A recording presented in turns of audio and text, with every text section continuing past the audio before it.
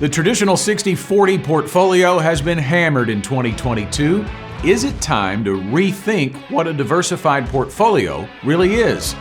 That's the subject of this week's Fastest 4 Minutes in Finance. Hello once again, I'm Scott Inman. So let's start with a refresher of what exactly a 60-40 portfolio is. It's simply the way your investment pie is sliced. 60% in stocks, 40% in bonds.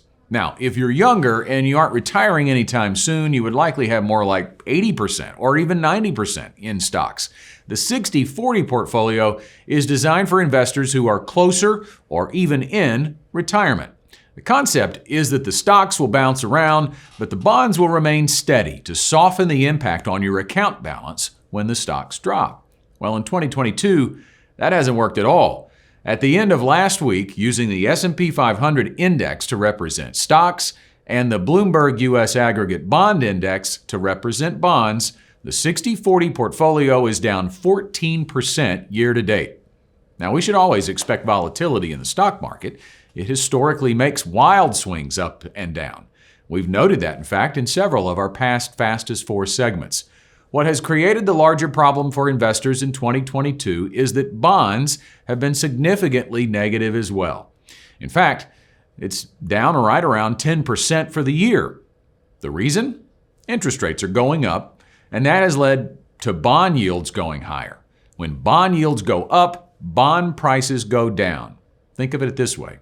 If I hold a bond yielding 3% and you can go out and buy a bond yielding 4%, you wouldn't want to buy my bond unless I sold it to you for a cheaper price.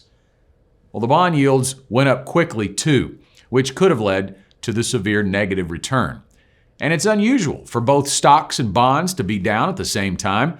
Since the inception of the Aggregate Bond Index in 1976, the S&P 500 has been down over a calendar year 8 times.